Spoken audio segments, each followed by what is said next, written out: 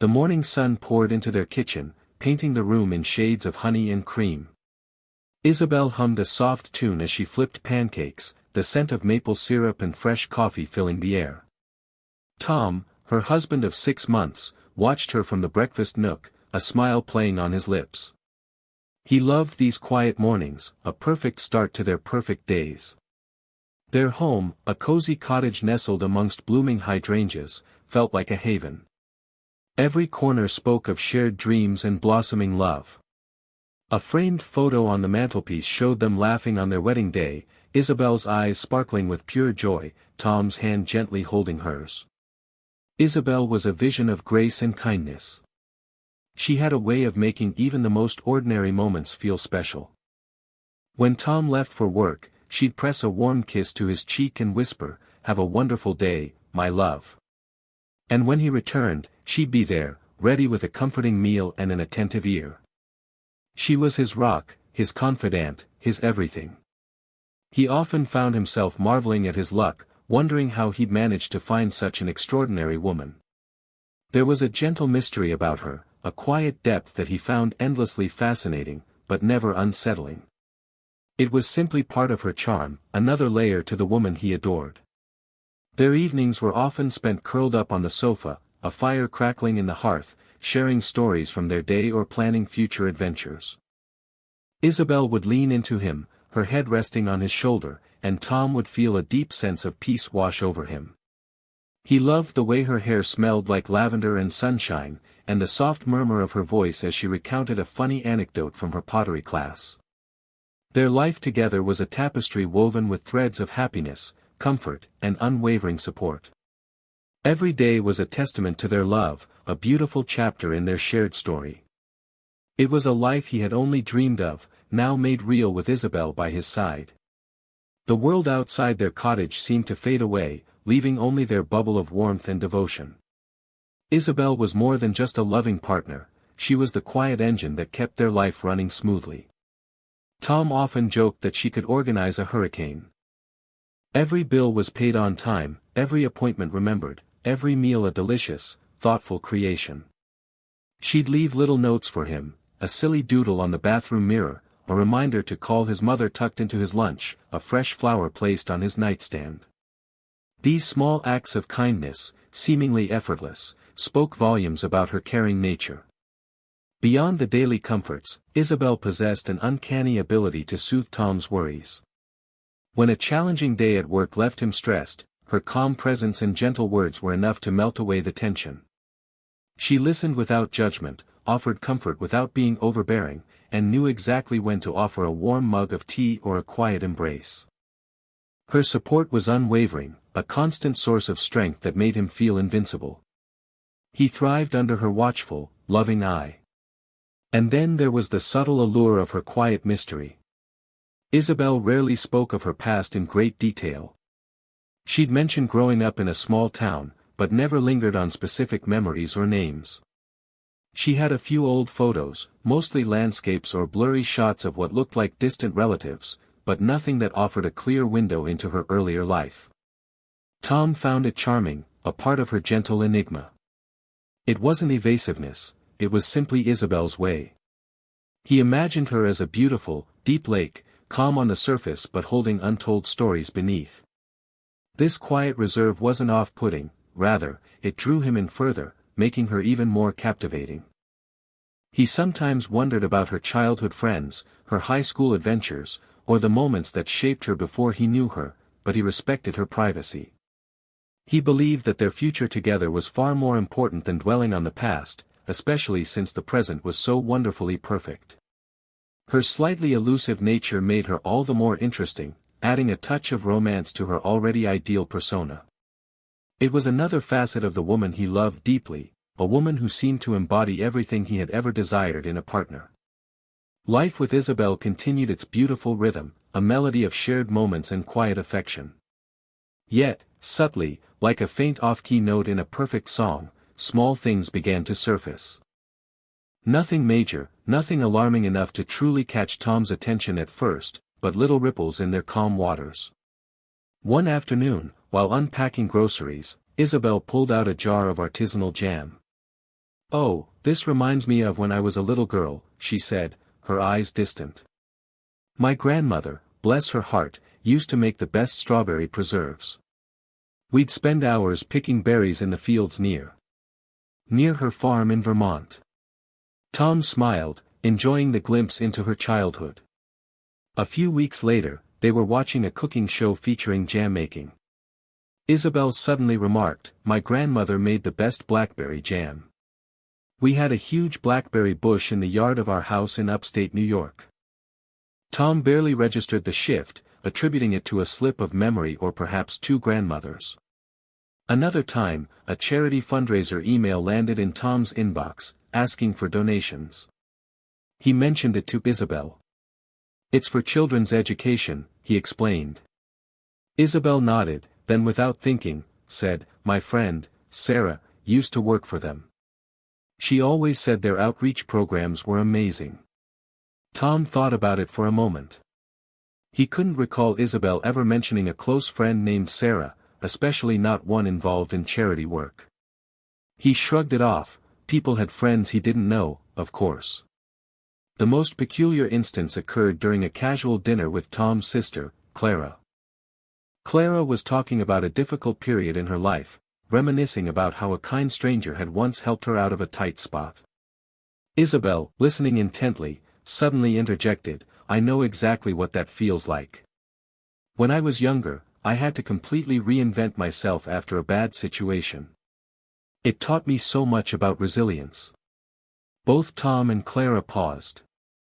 Isabel quickly caught herself, a flicker of something unreadable in her eyes. She laughed lightly. "Oh, just general life lessons, nothing specific." She then skillfully steered the conversation to a lighter topic, and the moment passed. Tom, though, felt a tiny prickle of unease. Reinvent myself, he thought. What did that mean? He dismissed it as a dramatic turn of phrase, yet the words lingered. These instances were like dust motes dancing in the sunbeams, easily overlooked, but they're nonetheless. They were too fleeting, too minor to challenge the solid foundation of their love, or so Tom believed. The little echoes of Isabel's inconsistencies, though faint, began to resonate a little more frequently in Tom's mind. He found himself replaying conversations, trying to reconcile the different versions of her grandmother's farm, or the sudden appearance of a friend named Sarah. He would sometimes catch himself looking at Isabel with a new, subtle question in his eyes, a tiny crease forming between his brows. But each time, his devotion to her, his trust, quickly pushed these nascent doubts away. "It's just my memory playing tricks," he'd tell himself, or, "people misremember details all the time, especially from childhood." He understood that Isabel's past was hers to share, or not to share, and he respected that boundary. He loved her for who she was now, for the woman who made his life beautiful and complete. To question her seemed like a betrayal of that love, a crack in the perfect picture they had built together. He saw no reason to go digging for problems where none visibly existed. Sometimes, a flicker of something in Isabel's expression, a momentary pause before she answered a question about her family or her early life, would catch his attention. It wasn't fear, exactly, but a fleeting guardedness, quickly replaced by her usual warmth. He chalked it up to her private nature, the very quality he'd once found so charming. Everyone had their secrets, their unspoken histories, and Isabel was no exception. His love for her was a powerful shield against suspicion, deflecting any stray thought that might suggest otherwise. He wanted to believe in the Isabel he knew, the perfect wife, the caring friend, the loving partner. The idea that there might be something hidden, something fundamental that he didn't know, felt like a threat to the very core of his happiness. It was easier, and far more comforting, to dismiss the odd details as quirks, as innocent forgetfulness, or as part of the delightful mystery that was his wife. The warmth of their home, the comfort of her embrace, the security of their shared life, these were real and undeniable. Any fleeting doubt felt like an intrusive thought, something to be banished quickly from his mind, replaced by the loving certainty of Isabel. Even with Tom's best efforts to ignore them, the tiny cracks in his perception of Isabel began to widen. The bright, comforting glow of their home, once so unwavering, seemed to flicker. The morning sun still streamed into the kitchen, but now, Tom sometimes noticed the dust motes dancing in the beams, previously unseen, almost a metaphor for the small, unsettling details accumulating in his mind. The once vibrant hues of their domestic life seemed to subtly mute, colors losing a fraction of their intensity. His gaze lingered longer on shadows in corners, or on the way the light fell unevenly in certain rooms. The cozy familiarity of their cottage now felt as if it held hidden spaces, places where light didn't quite reach. When Isabel laughed, it still sounded joyful, but occasionally, Tom felt a slight delay, a fractional pause before his own smile joined hers, as if he was searching for something just beyond the surface of her mirth. The gentle mystery he once adored now carried a hint of something else, something less charming and more like an unanswered question. He found himself observing Isabel more closely. Her graceful movements, her kind gestures, they were all still there, but now viewed through a slightly altered lens. He'd watch her as she gardened, or read, and a flicker of thought would pass through his mind. What is she really thinking? The warmth of her hand in his still felt right, but sometimes, a faint chill seemed to brush against his skin, a sensation he couldn't quite place. Their once effortless conversations sometimes felt less fluid. There were moments when Tom felt a subtle resistance from Isabel if he veered too close to topics about her past, not an outright change of subject, but a gentle redirection, a swift pivot that left him feeling slightly unheard. He didn't challenge these shifts, still clinging to his belief in her, but the unspoken moments began to stretch, filling the space between them with a quiet, almost imperceptible tension. The feeling was akin to a slight drop in room temperature, making him unconsciously pull his sweater a little tighter. The perfection of their life, once so absolute, now felt fragile, like a beautiful glass ornament teetering on the edge of a shelf. He was increasingly aware of the quietness that sometimes settled between them, a quiet that had once been peaceful, but now carried a new, heavy silence. The subtle tension had become a constant hum in the background of Tom's mind, a low frequency that he couldn't quite tune out. He still loved Isabel, fiercely, but a tiny, persistent worm of doubt had begun to gnaw. He was doing some spring cleaning in the attic, a task Isabel usually undertook with meticulous care, but she had a bad cold and insisted he didn't disturb her. Tom, ever the supportive husband, agreed to tackle the dusty boxes. He worked his way through old tax documents, forgotten photo albums from his own childhood, and boxes of college textbooks. Then, tucked away at the bottom of a trunk he didn't recognize, nestled beneath a pile of faded linen, his fingers brushed against something hard and metallic. He pulled it out. It was a small, ornate wooden box, clearly very old, with delicate carvings on its lid. It wasn't something Isabel had ever shown him, and it certainly wasn't his. Curiosity, a feeling he had actively suppressed for weeks, now surged. He gently lifted the lid. Inside, among dried flowers and a few smooth, sea-worn pebbles, lay a stack of old photographs, distinctively different from any he had seen of Isabel's. These were black and white, some sepia-toned, showing a young woman who looked uncannily like Isabel, but with a different hairstyle and an older, more serious expression. She was often pictured with a man Tom didn't recognize, a tall, kind-faced man with a faint scar above his eyebrow, and sometimes with two young children, a boy and a girl, who looked to be around 5 and 7 years old. They were a family, laughing, holding hands, celebrating what looked like a birthday. One photo in particular caught his eye. It showed the woman and the man holding hands, their faces beaming, standing in front of a church, clearly on their wedding day. The date stamped on the back read, June 12, 2008. That was almost 5 years before Tom had even met Isabel.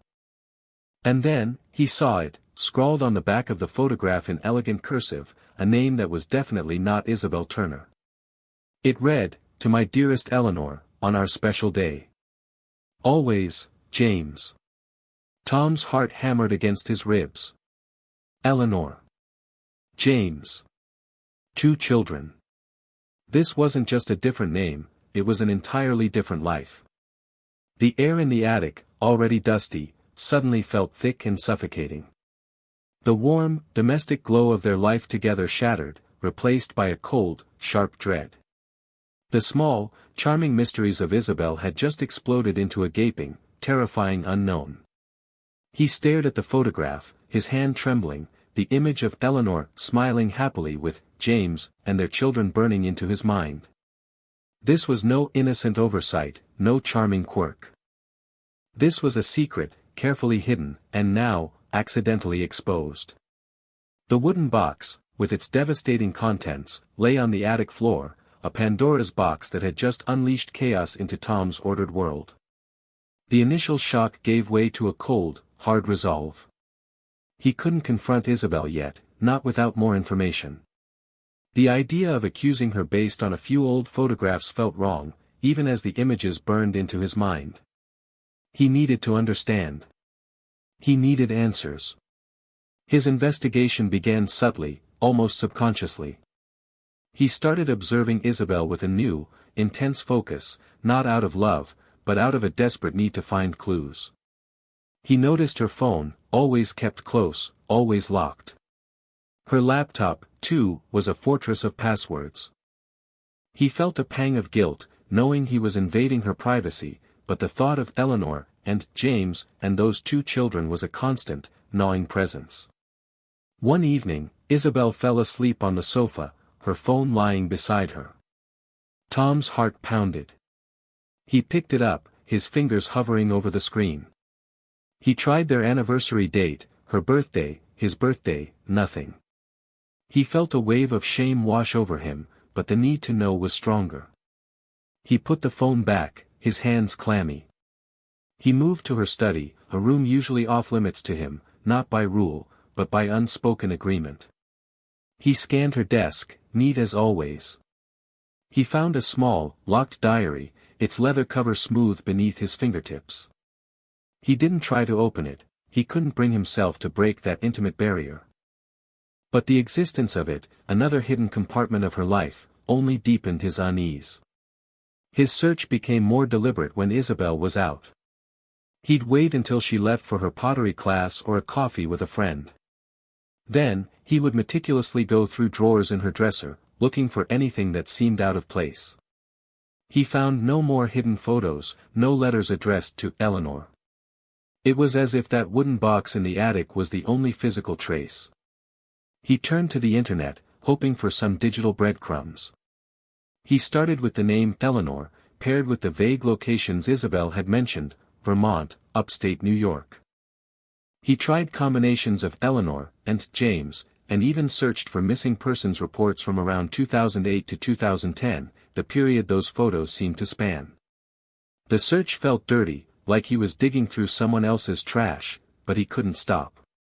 Each fruitless search only heightened his anxiety, and the image of Isabel, so loving and familiar, began to warp in his mind, replaced by a stranger. The fruitless searches left Tom hollow, each dead end a confirmation of his helplessness. He felt like a detective in a maze, the walls closing in. The silence in the house, once comforting, now felt heavy, charged with unspoken truths. One afternoon, while Isabel was out, Tom was paying bills online.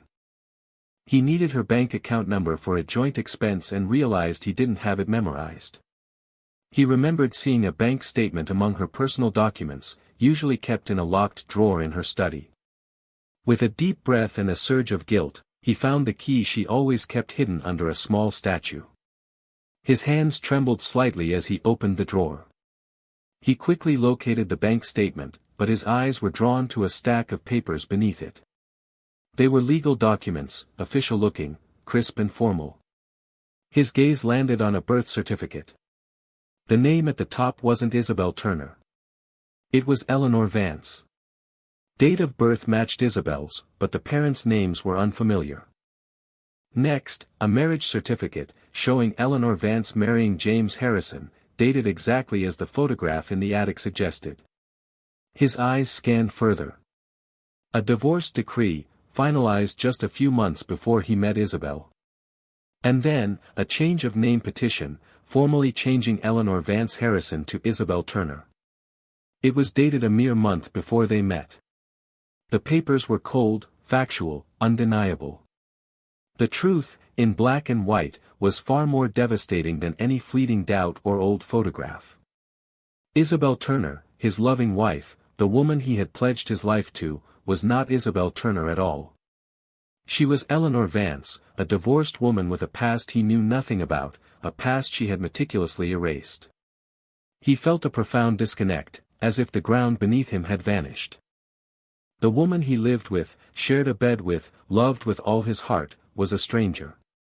The careful construct of their life, built on what he thought was mutual trust, dissolved into a cruel illusion. The vibrant colors of their home now seemed garish, artificial. The very air felt thin, difficult to breathe. The warmth that had enveloped him for so long was replaced by an icy, piercing cold. He sat there, the documents scattered around him, the weight of the betrayal crushing him. His perfect life was a lie, and the woman he adored was at the center of it. The official documents were like a punch to the gut, leaving Tom breathless and reeling.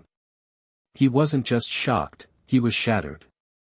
It wasn't just a different name or a forgotten past, it was a carefully constructed deception, a life built on a foundation of lies.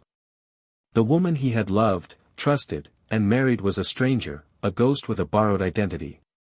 His mind spun, trying to reconcile the image of his kind, supportive Isabel with the cold, hard facts of Eleanor Vance. Betrayal. The word echoed in his head, sharp and painful. It wasn't a minor lie, but a fundamental untruth at the very heart of their relationship. Every shared laugh, every tender touch, every whispered secret suddenly felt tainted, filtered through the lens of this monumental deceit. Had anything been real? Was her love for him genuine, or was it part of the act? The questions hammered at him, relentless and unforgiving. Confusion warred with anger. Why? Why would she hide such a significant part of herself? What was so terrible about Eleanor Vance that she had to become Isabel Turner?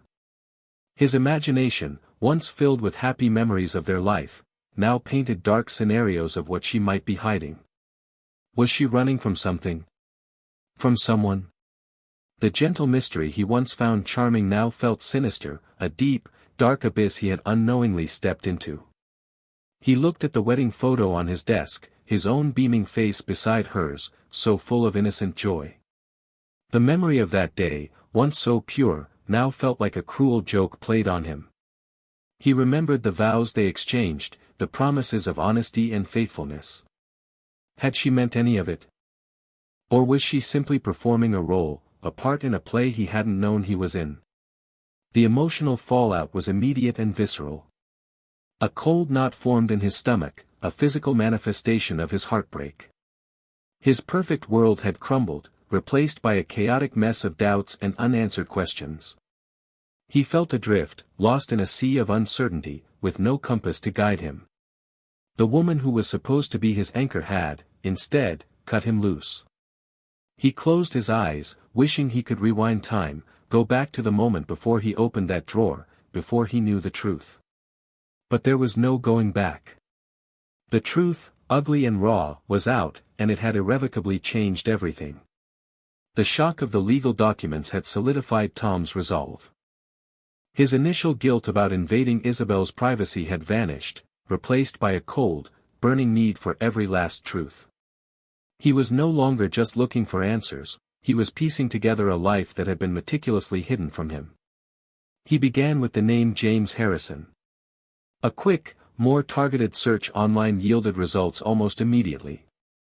James Harrison, a respected architect, had died in a tragic car accident 5 years ago in a small town in Vermont. The news articles included a photograph, the same kind-faced man from the attic box, the man who had been Eleanor's husband. The articles also mentioned his surviving family, his wife, Eleanor Vance Harrison, and their 2 young children, Lily and Sam. Lily and Sam. The names hit Tom with unexpected force. Isabel had children. His wife, the woman who had never once mentioned having a child, had 2 of them. He pictured the children from the photographs, now older, undoubtedly missing their father. The depth of her secret, the sheer magnitude of what she had concealed, was staggering. It wasn't just a name change, it was a complete erasure of an entire family, a past that included grief, loss, and the responsibility of raising children. Tom then delved into Eleanor Vance Harrison's online footprint. He found old social media profiles, now inactive, showing the vibrant Eleanor with her family. There were photos of birthday parties, school plays, family vacations, a life brimming with warmth and love, utterly different from the solitary, vague existence Isabel had painted for herself before meeting him. He saw Eleanor laughing with friends he didn't know, posing with relatives whose faces were unfamiliar. It was a complete, rich tapestry of a life, vibrant and real, that had simply ceased to exist, replaced by the carefully curated image of Isabel Turner. He even found old community forum posts from Vermont, discussing the Harrison family after James's death. Sympathetic messages poured in for Eleanor and her children. There were mentions of her strength, her resilience, and how she was trying to rebuild her life for the sake of her kids. He saw a few posts from Eleanor H., hinting at a move away from Vermont for a fresh start. A fresh start that involved becoming a completely different person. The pieces clicked into place, forming a picture that was both horrifying and heartbreaking. Isabel hadn't just changed her name, she had shed her entire identity, her history, her very essence, to become someone new. She had reinvented herself, just as she had fleetingly mentioned to his sister, but the reasons were far more complex and devastating than he could have ever imagined. He felt a chilling sense of unreality, as if he were living in a meticulously crafted fiction. The vibrant, warm hues that once defined Tom and Isabel's home now seemed to drain away, leaving behind a stark, muted palette. The golden sunlight that had streamed into their kitchen now appeared weak and thin, struggling to pierce through a perpetual grayness that had settled over everything. Shadows stretched longer, deeper, clinging to corners and blurring familiar lines. The cozy cottage, once a beacon of comfort, felt cold and hollow, its domestic warmth replaced by a chill that seeped into Tom's bones. He moved through the house like a ghost, the silence amplified, no longer peaceful but deafening. Isabel's favorite floral curtains, once a cheerful burst of color, now seemed faded and lifeless. The polished wooden floors, which used to reflect the joyful light, now looked dull, reflecting only the deepening gloom. Even the hydrangeas outside, once a riot of blues and pinks, seemed to have lost their vibrancy, wilting under an unseen weight. Isabel herself, though still physically present, seemed to Tom to be shrouded in a new kind of shadow. Her smile, once a source of genuine happiness, now felt like a mask, meticulously crafted. Her eyes, which he had once found so captivating in their gentle mystery, now held a guardedness that felt impenetrable, cold. When she spoke, her voice, usually soft and melodious, sometimes seemed to echo in the cavernous spaces of his new understanding, detached and distant. The once intimate moments between them became strained. A shared meal felt like an elaborate performance, each trying to maintain a semblance of normalcy while a chasm grew between them. His touch, which had always brought comfort, now felt tentative, almost alien. He saw her, but he no longer saw her. The woman before him was a meticulously constructed facade, and behind it lay an unknown, unsettling truth. The vibrant reds and oranges of their living room, once so inviting, now felt almost aggressive, a jarring contrast to the leaden weight in Tom's heart. The air itself seemed to thicken, making it hard to breathe, mirroring the suffocating weight of the lies. Their perfect home, once a sanctuary, had become a stage for a slow, agonizing drama, each scene bathed in an increasingly colder, darker light as Tom's world continued to unravel. Tom was caught in a brutal emotional war. On one side was the overwhelming, heartbreaking reality of Isabel's deception, the lies, the hidden past, the secret children. It was a cold, hard fact that chipped away at his very soul, leaving him feeling foolish and profoundly betrayed. He looked at Isabel and saw not his wife, but a master illusionist, a woman who had meticulously crafted a false identity and woven it seamlessly into his life. The anger surged, hot and bitter, at the thought of being so completely fooled. But on the other side of this battle was his love for her.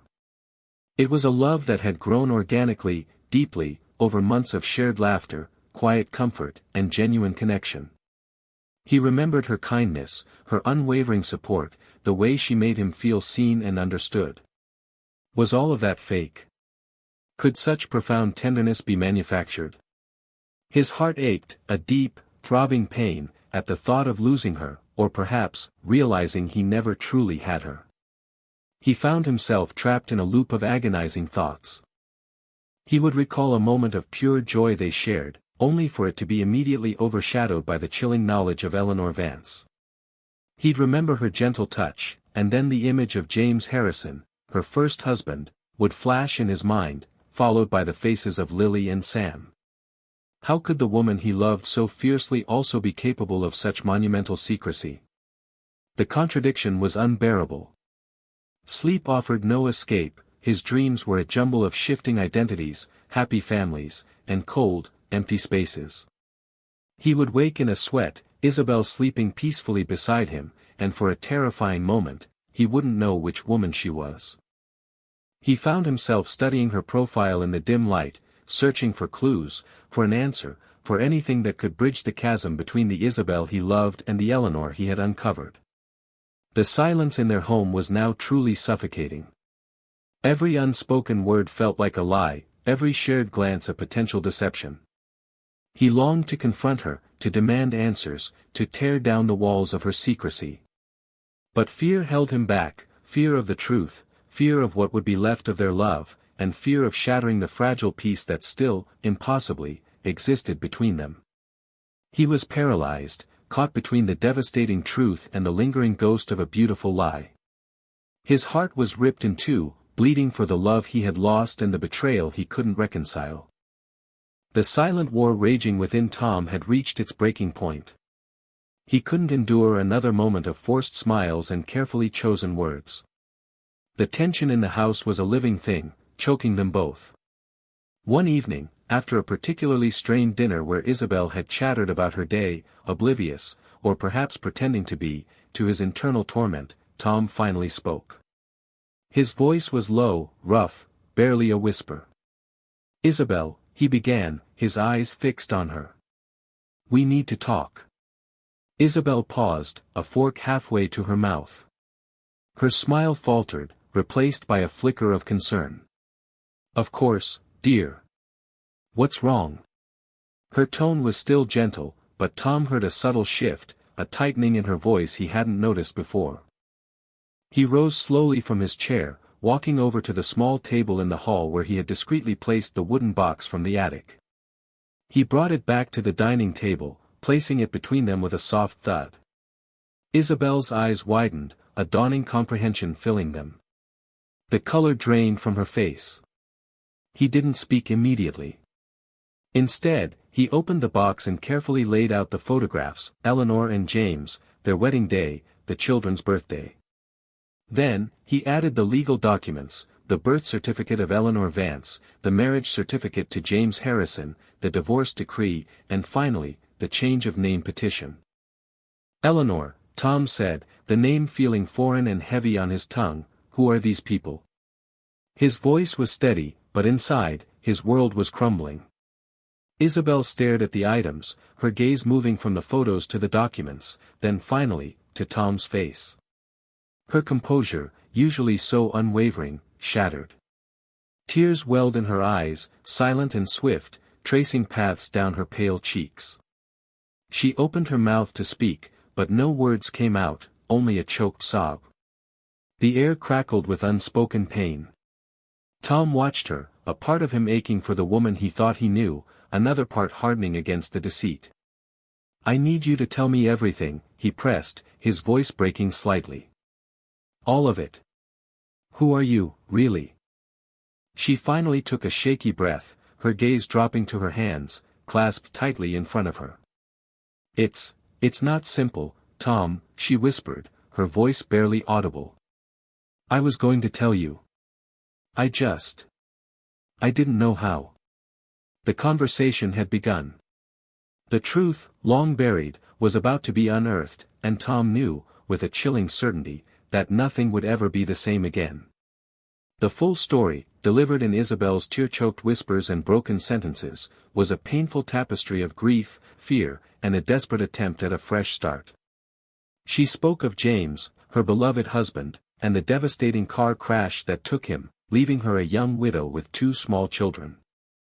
She described the overwhelming pressure, the financial struggles, the judgmental looks from a small town that saw her only as a tragic figure.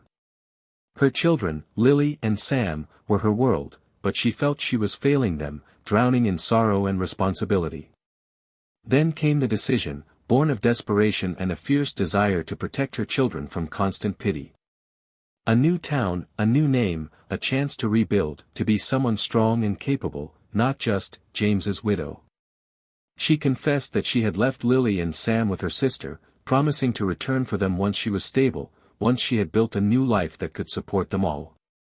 She had intended to tell Tom, to explain everything, but each day her secret grew heavier, more impossible to reveal. She loved him, truly, and that love had made her even more afraid of losing him if he knew the truth. Tom listened, his heart a battlefield of conflicting emotions. The anger was still there, a hot coal in his chest, fueled by the betrayal. How could she have hidden so much? How could she have built their entire life on such a profound lie?